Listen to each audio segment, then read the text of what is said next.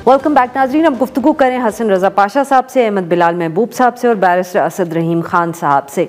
जी बिलाल साहब, अभी ब्रेक पे जाने से पहले आपने बहुत अहम नुक्ता उठाया था कि पाकिस्तान पीपल्स पार्टी और ख़ास तौर पे जो बिलावल भुट्टो ज़रदारी साहब ने जिक्र किया कि ये 27वीं तरमीम में कुछ इशूज़ जो हैं वो हम कह सकते हैं कि डायरेक्टली और इनडायरेक्टली 18वीं तरमीम से लिंक्ड हैं और वो पाकिस्तान पीपल्स पार्टी के लिए बहुत मुश्किल होगा।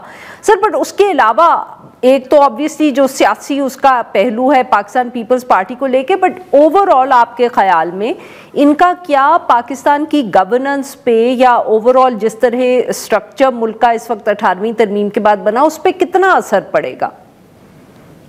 देखिए, इन 7 चीज़ों का जिसका जिक्र बिलावल भुट्टो साहब ने अपनी ट्वीट में किया है, अगर आप एक एक को देख लें तो मेरे ख्याल में उसका जो बुनियादी थ्रस्ट है वो ये है कि एग्जेक्टिव को और ख़ास तौर पे फेडरल एग्जेक्टिव को ज़्यादा पावर्स की ज़रूरत है और वो उन ज़्यादा पावर्स के लिए ये तरमीम हो रही है।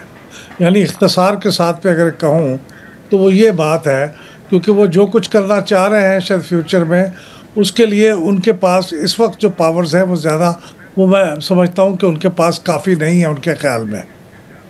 तो ये बात है। लेकिन पाकिस्तान पीपल्स पार्टी अपनी सियासत को बचाने के लिए इन 2 मामलात पे रजिस्ट करेगी। जो नेशनल फाइनेंस कमीशन, कौन से 2 मामलात सर आपके? एक तो ये नेशनल फाइनेंस कमीशन के मामलात हैं कि जो मिनिमम इस वक्त जो एलोकेशन है सूबों की, उसमें जो प्रोटेक्शन आइन में दी गई है कि उसमें कमी नहीं हो सकती, वो वापस ले ली जाए और ये सारा इख्तियार अब नेशनल फाइनेंस कमीशन के पास वापस आ जाए। ये चूँकि 18वीं तरमीम में हुआ था और 18वीं तरमीम की चैम्पियन और आर्किटेक्ट पीपल्स पार्टी थी, तो उसके लिए ये बड़ा मुश्किल हो जाएगा। और दूसरा जो पॉइंट, वो 2 वजारतें वो चाह रहे हैं कि वापस वफाक के ज़ेर इंतज़ाम आ जाएं, वो भी उनके लिए मुश्किल होगा। तो इसमें मेरे ख्याल में कुछ गिव एंड टेक होगा।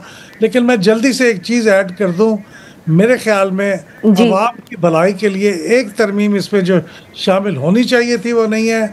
वो आर्टिकल 140A के अंदर मकामी हुकूमतों के निज़ाम को प्रोटेक्शन देने के लिए यतीम सी मकामी हुकूमतें हैं, सूबाई हुकूमतों को किक अराउंड करती हैं।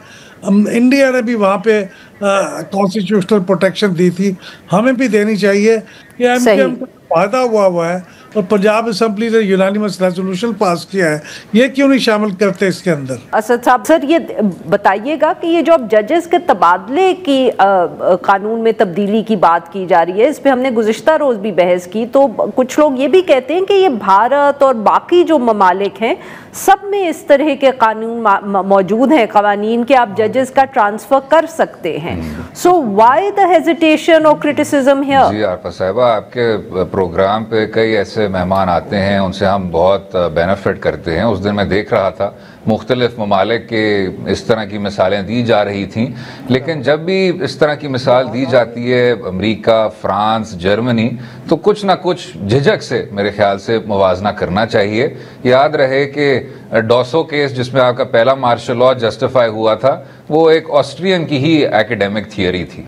और फिर आप हर तरह की आप कोई फॉरेन किडनी ट्रांसप्लांट करते हैं जब आपको वो गुंजाइश नहीं मिल रही होती। अगर आपका निज़ाम मुस्बत है, अगर दुनिया में अच्छा है, अगर, और इसको कुछ तो आपके तज्जियाकार वर्ल्ड बेस्ट करार दे चुके हैं, अगर कुछ आमरीतों के बाद, परवेज़ मुशर्रफ साहब के दौर के बाद आप एक कंसेंसस पे, एक नतीजे पे पहुंचे, और मिसाक जमहूरियत का ये एक हिस्सा था कि जुडिशल इंडिपेंडेंस लानी है और वो जुडिशल कमीशन के ज़रिए हो सकता है, और उस जुडिशल कमीशन में जज साहिबान होंगे फ्रंट एंड सेंटर पे जो इस तरह की तकर्रियाँ करेंगे, तो उसमें से अब जाके कहना कि जी तबादले और अपॉइंटमेंट्स क्योंकि और ममालिक में वो एग्जीक्यूटिव के मातहत होते हैं, वो मेरे ख्याल से हमारी तारीख से मुतरादिफ नहीं है। आपकी तारीख में जो एग्जीक्यूटिव होता है वो ज़्यादातर, अगर आप माजी के तल्ख तजर्बे देखें, अपने मकासद को सामने रखते हुए अदलिया को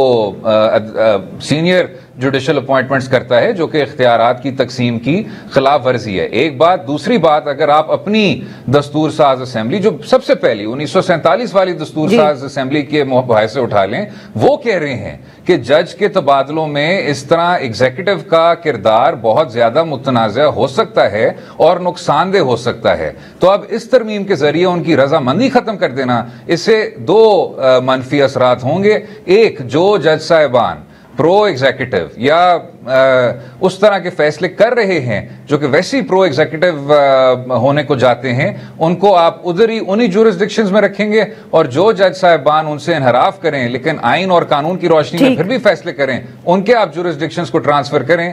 they'll become common state employees. یہ آزادی عدلیہ کی خلاف ورزی ہے. جی ناظرین, یہاں پہ لیتے ہیں ہم ایک چھوٹی سی بریک.